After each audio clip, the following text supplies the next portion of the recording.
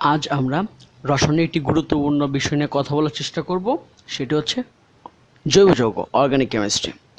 তো অর্গানিক কেমিস্ট্রির যে অংশ নিয়ে আমরা শুরু করব তা হচ্ছে হাইড্রোকার্বন।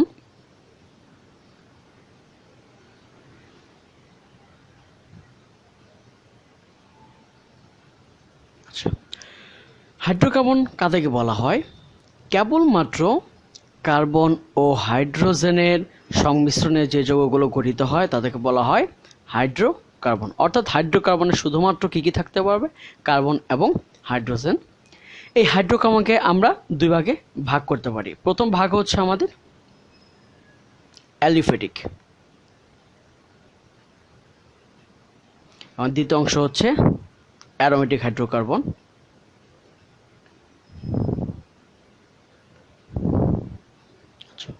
আমরা অ্যারোমেটিক হাইড্রোকার্বন নিয়ে পরে পড়ার চেষ্টা করব। তার আগে অ্যালিফেটিক হাইড্রোকার্বন। অ্যালিফেটিক হাইড্রোকার্বনকে আবার দুই ভাগে ভাগ করতে পারি। প্রথম অংশ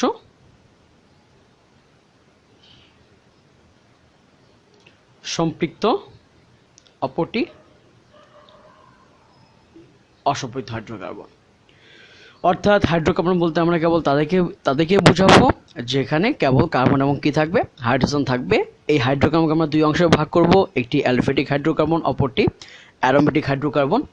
অ্যালিফেটিক হাইড্রোকার্বনকে আমরা দুই অংশে ভাগ করছি, এক অংশ সম্পৃক্ত, অপরটি অসম্পৃক্ত। এবার আমরা একটু দেখার চেষ্টা করব সম্পৃক্ত এবং অসম্পৃক্ত অ্যালিফেটিক হাইড্রোকার্বন। সম্পৃক্ত অ্যালিফেটিক হাইড্রোকার্বন। সম্পৃক্ত অ্যালিফেটিক হাইড্রোকার্বন বলতে বোঝায় যেখানে কার্বন এবং কার্বনের মধ্যে কি বন্ধন থাকবে? একক বন্ধন থাকবে। অর্থাৎ যে সকল যৌগ আমরা দেখব কার্বন কার্বন একক বন্ধন নিয়ে রয়েছে তাদেরকে বলবো আমরা সম্পৃক্ত হাইড্রোকার্বন। অপরদিকে অসম্পৃক্ত হাইড্রোকার্বন বলতে আমরা বুঝবো যেখানে কার্বন কার্বন দ্বিবন্ধন অথবা কার্বন কার্বন ত্রিবন্ধন। কার্বন কার্বন একক বন্ধন এই ধরনের যৌগগুলোকে বলা হয় অ্যালকেন। কার্বন কার্বন দ্বিবন্ধন এই যৌগগুলোকে বলা হয় অ্যালকিন, এবং কার্বন কার্বন ত্রিবন্ধন এই যৌগগুলোকে বলা হয় অ্যালকাইন।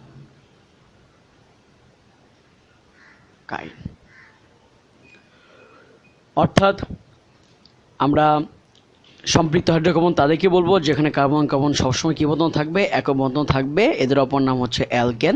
অপরদিকে অসম্পৃক্ত হাইড্রোকার্বন মানে কার্বন কার্বন দ্বিবন্ধন হতে পারে, আবার ত্রিবন্ধন হতে পারে। কার্বন কার্বন দ্বিবন্ধন হলে তাদেরকে আমরা অ্যালকিন বলবো, এবং কার্বন কার্বন ত্রিবন্ধন হলে তাদেরকে আমরা কি বলবো? অ্যালকাইন। তো প্রথমে আমরা সম্পৃক্ত হাইড্রোকার্বন নিয়ে একটু পড়ালেখা করি, অর্থাৎ অ্যালকেন নিয়ে একটু পড়ালেখা করার চেষ্টা করি। অ্যালকেন। অ্যালকেন হচ্ছে, আমরা জানি অ্যালকেন কাদেরকে বলবো যেখানে কার্বন কার্বন কি বন্ধন থাকবে? একক বন্ধন থাকবে। কার্বন কার্বনের মধ্যে একক বন্ধন, অর্থাৎ এরা সম্পৃক্ত হাইড্রোকার্বন। এদের সাধারণ সংকেত হচ্ছে CnH2n+2, এবং এদের নামের শেষে সবসময় কি যুক্ত হয়? ANE। এই অংশ এদের নামের শেষে যুক্ত করতে হয়। যেমন আমি যদি বলি N=1, অর্থাৎ তাহলে সংকেত দাঁড়াবে CH4, যার নাম হচ্ছে মিথেন।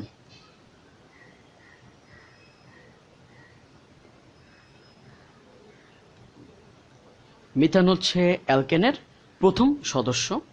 যদি বলি N=2, তাহলে হবে C2H6, এর নাম হচ্ছে ইথেন।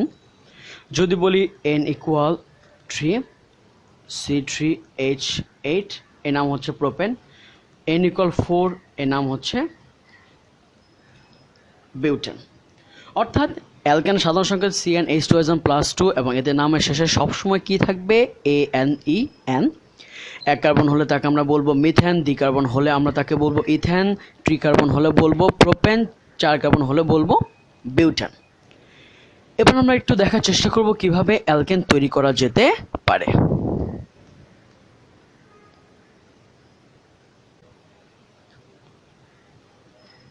অ্যালকেন প্রস্তুতি। আমরা প্রথমেই যে পদ্ধতিতে অ্যালকেন তৈরি করার চেষ্টা করব CH3COOH ইথানোয়িক অ্যাসিড, এর সাথে আমরা একটি ক্ষার সোডিয়াম হাইড্রোক্সাইড বিক্রিয়া করে দেখার চেষ্টা করি, দেখি কি উৎপন্ন হয়। এখানে sodium plus OH minus H plus CH3COO এই অংশটুকু মাইনাস। তাহলে তারা দ্বিবিয়োজন বিক্রিয়ার মাধ্যমে তৈরি করবে সোডিয়াম অ্যাসিটেট প্লাস H2O পানি। অর্থাৎ ইথানোয়িক অ্যাসিড এবং সোডিয়াম হাইড্রোক্সাইড মিলে তৈরি করলো সোডিয়াম ইথানয়েড। এই সোডিয়াম ইথানয়েডকে যদি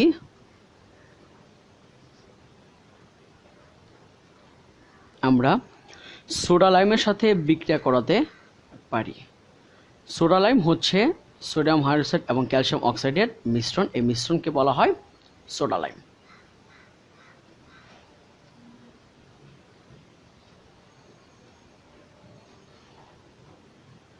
সোডা লাইম এই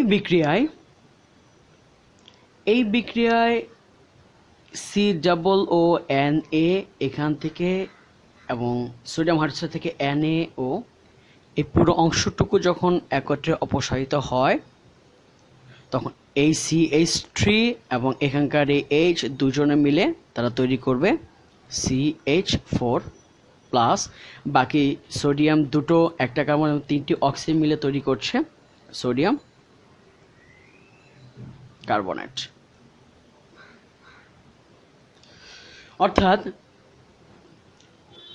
ইথানোয়িক অ্যাসিডের সোডিয়াম লবণের সাথে সোডা লাইমের বিক্রিয়ায় আমরা এখানে কি পাচ্ছি? মিথেন পাচ্ছি। এটি একটি কমন প্রসিডিউর অ্যালকেন তৈরি করার জন্য। আমরা যদি এটি একটু খেয়াল করার চেষ্টা করি, এখানে মাতৃযৌগ সোডিয়াম ইথানয়েটে কার্বন ছিল দুইটি, অপরদিকে এই মিথেনে কার্বন পরমাণু রয়েছে একটি। অর্থাৎ এই বিক্রিয়ার মাধ্যমে আমাদের কার্বন পরমাণুর সংখ্যা কি পাবে? হ্রাস পাবে, এবং এই বিক্রিয়াটিকে এই জন্য বলা হয়ে থাকে ডিকার্বক্সিলেশন।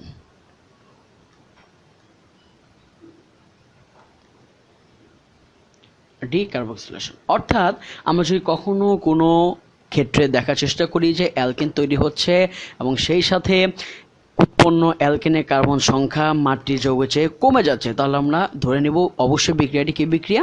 ডিকার্বক্সিলেশন বিক্রিয়া। আমরা যদি সোডিয়াম ইথানয়েটের বদলে অন্য কিছু নিতাম তাহলে দেখি কি উৎপাদ তৈরি করত।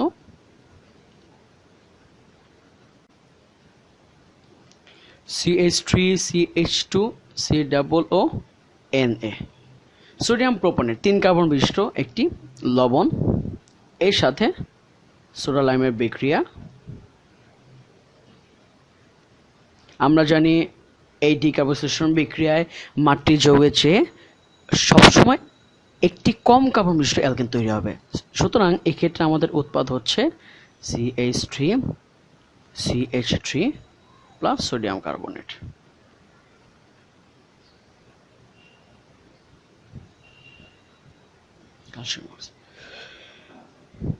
অর্থাৎ ডিকার্বক্সিলেশন একটি বিক্রিয়া যার মাধ্যমে আমরা অ্যালকেন তৈরি করতে পারি। এই বিক্রিয়া কে কে অংশগ্রহণ করবে? যে কোনো ফ্যাটি অ্যাসিডের লবণ আর তার সাথে সোডা লাইম, এবং এই বিক্রিয়ায় উৎপন্ন অ্যালকেনে মাতৃযৌগ হতে কার্বন নাম্বার কি হবে? কমে যাবে। এটি আমাদের অ্যালকেন তৈরির প্রথম বিক্রিয়া।